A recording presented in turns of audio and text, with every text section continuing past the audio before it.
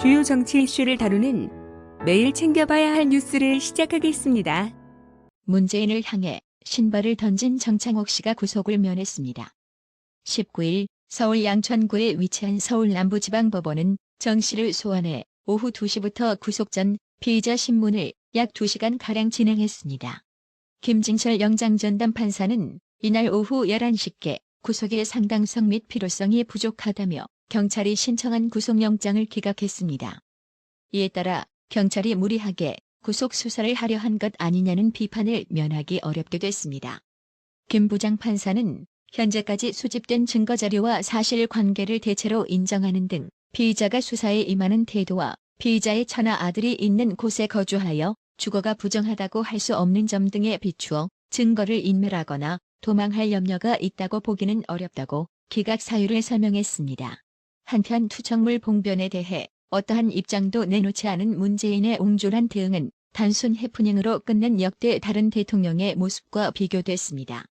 노무현 전 대통령은 대선 후보 시절이던 2002년 11월 전국농민대회 연설 중 갑자기 날아든 날계란의 얼굴을 맞고도 달걀을 맞아 일이 풀리면 얼마든 맞겠다고 말했습니다. 이튿날엔 기자들과 만나 정치를 하는 사람들은 계란을 한 번씩 맞아야 한다. 그래야 국민들 화가 좀 안 풀리겠느냐라고 했습니다. 조지 부시 전 미국 대통령은 2008년 12월 이라크 현지에서 기자회견을 하던 중 날아드는 신발 두 짝을 피했습니다. 부시 전 대통령은 사건 직후 이런 일도 일어나는 것이 자유로운 사회라고 웃어넘겼습니다. 정세균 국무총리는 19일 박원순 전 서울시장 성추행 의혹과 관련해 이 일로 걱정하는 국민에게 송구하다며 공식 사과했습니다. 정세균 총리가 박원순 전 시장 의혹과 관련해 직접 사과한 것은 이번이 처음으로 지난 10일 박원순 전 시장이 숨진 채 발견된 지 9일 만입니다. 또 박원순 성추행 의혹을 비롯하여 최근 인국공 사태, 부동산 대책 등 연거푸 국정 운영 삽질로 문재인과 민주당의 지지율이 동반 폭락하자 민주당 내에서도 자성의 목소리가 터져나왔습니다. 재선인 이완욱 더불어민주당 의원은 19일 최고위원 경선에 출사표를 던지며 문재인과 민주당 지지율 폭락의 극한 위기감을 나타내며 당 지도부에게 통렬한 자성을 촉구했습니다. 특히 문재인, 민주당 지지율 동반 폭락 원인에 대해 인천국제공항 사태에 대한 청년층의 분노에 대해 조중동료의 가짜뉴스 때문이라거나 부동산 문제, 특히 고위공직자와 국회의원의 다주택 소유에 대한 당의 대처, 박원순 시장의 성추행 의혹 고발 사건에 대한 당의 모호한 태도 등이 원인이었다며 당 지도부에 거침없이 직격탄을 던졌습니다. 이완욱 민주당 의원은 아울러 문재인은 취임 연설에서 기회는 평등할 것이고 과정은 공정할 것입니다.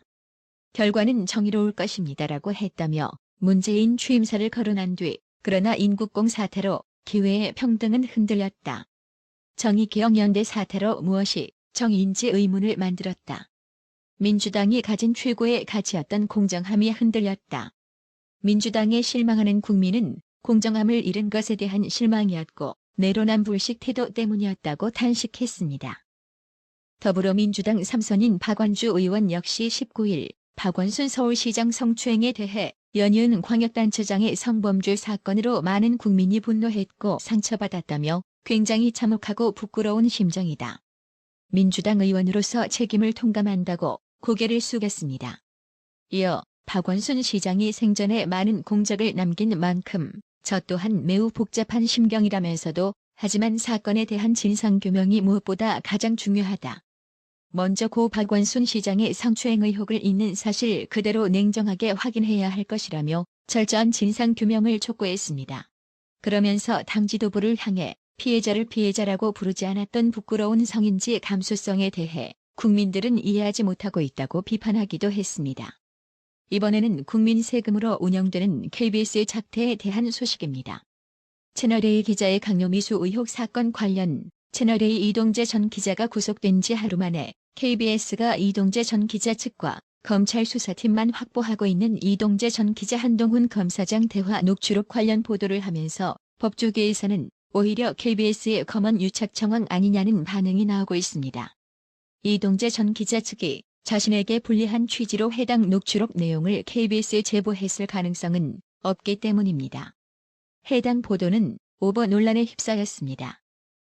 KBS는 이동재 전 기자 구속 하루 뒤인 18일 이동재 전 기자와 한동훈 검사장이 유시민 노무현 재단 이사장의 신라젠 주가 조작 연루 의혹을 제기하자고 공모한 정황이 KBS 취재를 통해 확인됐다며 2월 부산고검 만남에서 이동재 전 기자는 총선에서 야당이 승리하면 윤석열 총장에게 힘이 실린다는 등의 유시민 이사장 관련 취재 필요성을 언급했고 한동훈 검사장은 돕겠다는 의미의 말과 함께 동료성 언급도 했다는 것이라고 했습니다.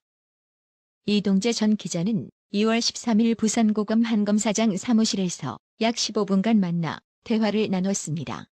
동석했던 채널A 다른 기자가 두 사람의 대화를 녹음했고 해당 대화 녹취록은 현재 검찰 수사팀과 이동재 전 기자 측만 가지고 있는 상황입니다. 이동재 전 기자 측 변호인은 19일 입장문을 내고 녹취록 확인 결과 총선 민 야당이라는 단어가 전혀 등장하지 않고 누구의 발언이든 총선, 야당이 승리하면 총장에게 도움이 된다. 힘이 실린다. 돕겠다. 독려한다 등 비슷한 대화조차 없고 총선 관련 대화도 전혀 없었으며 한동훈 검사장이 돕겠다는 등 독려 취지의 발언도 전혀 하지 않았다고 했습니다.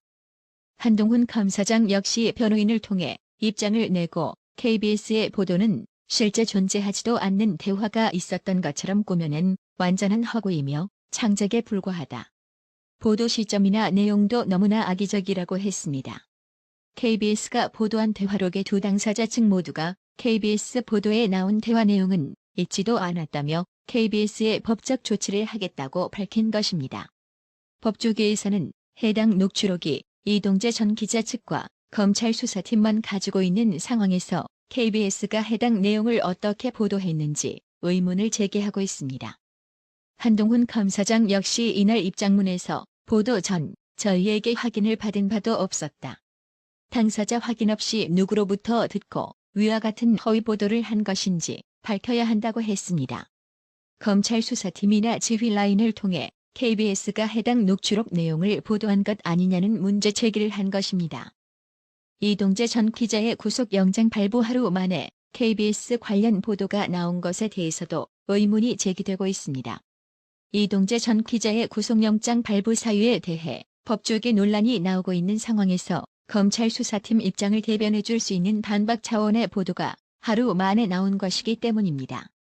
전날 서울중앙지법 김동현 영장전담 부장판사는 강요미수 혐의로 이동재 전 기자에게 구속영장을 발부했는데 사실상 강요미수 혐의로는 올해 들어 첫 번째 사례로 알려졌습니다.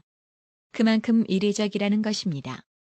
언론과 검찰의 신뢰 회복을 위해서라도 현 단계에서 피의자에 대한 구속 수사가 불가피하다고 판단된다는 김 부장판사의 영장 발부 사유에 대해서도 정치권과 법조계에서는 사실상 법리가 아니라 정무적 판단으로 영장을 발부했다는 사실을 자인한 셈이라는 지적이 나옵니다. 보통 영장 발부 사유에는 범죄 혐의의 소명 여부, 증거 인멸 및 도주 우려 가능성이 제시되기 때문입니다. 특히 검찰이 구속영장 범죄 사실에 수사가 아직 덜 됐다는 이유로 한동훈 검사장과의 공모 부분은 아예 포함하지도 못했는데 김 부장판사가 검찰 고위직과 연결하여 피해자를 협박하려 하였다고 의심할 만한 상당한 자료들이 있다고 밝힌 것에 대해서도 법조계에서는 검찰이 공모 사실을 적시하지도 않았는데 영장판사 스스로 검언 유착을 기정사실화한 것이라는 비판이 나오고 있습니다. 이동재 전 기자를 수사한 서울중앙지검 측은 이날 KBS 보도에 대해 KBS가 뭘 듣고 그렇게 보도했는지 모르겠다. 보도 내용이 사실과 다른 부분들이 좀 있다고 했습니다.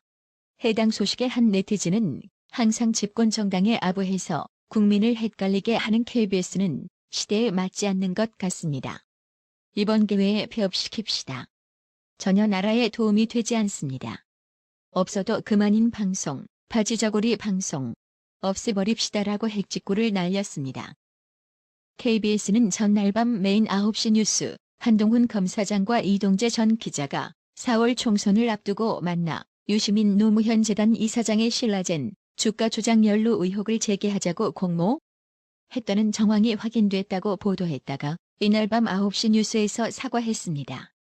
KBS는 그러나 기사 일부에서 정확히 확인되지 않은 사실이 무엇인지 발견된 불가피한 실수가 어떤 것인지에 대해서는 구체적으로 언급하지 않았습니다. 진중권 전 동양대 교수는 기사 일부가 아니라 기사 전체가 허위라며 이제 기사를 작성하기 위해 종합했다는 다양한 취재원을 밝혀야 한다. 그들이 바로 이 공작 정치의 주범들일 테니까라고 했습니다. 한편 한동훈 검사장 측 김종필 변호사도 이날 KBS 보도는 허구이자 창작이라는 입장을 낸 뒤 KBS 등을 상대로 서울남부지검에 고소장을 제출했습니다. 채널A 이동재 전 기자 측 역시 KBS 뉴스 오보에 대해 법적 대응을 하겠다고 밝혔습니다.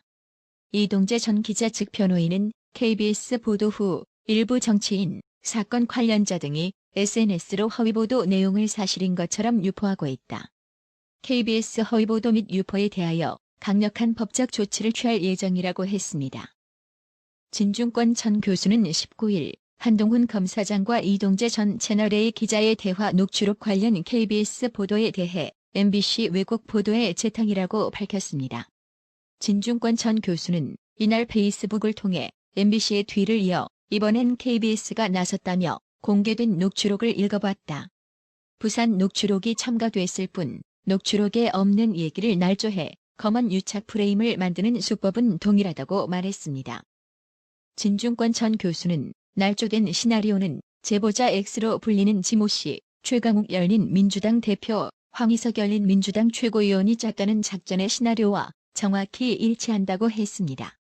그러면서 철저한 수사를 통해 이 음습한 공작 KBS 보도의 배후를 낱낱이 밝혀야 한다며 이번엔 KBS와 서울중앙지검과의 연결에 주목해야 한다고 했습니다. 이어 일각에선 서울중앙지검으로부터 정치권으로 넘어간 게 KBS로 흘러들어간 게 아니냐는 말도 나온다며 어느 쪽이든 결국 수사를 맡은 서울중앙지검에서 흘린 것일 수밖에 없다고 주장했습니다.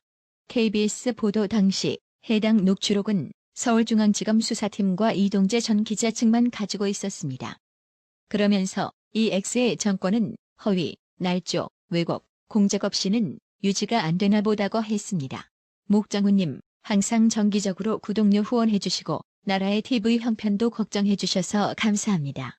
나라의 TV는 보다 더 양질의 컨텐츠를 생산하기 위해 자발적 구독료를 후원 형식으로 받고 있으니 많은 성원 부탁드립니다. 구독 그리고 알람 설정, 뉴스 영상 내용이 좋았다면 좋아요를 클릭해주세요.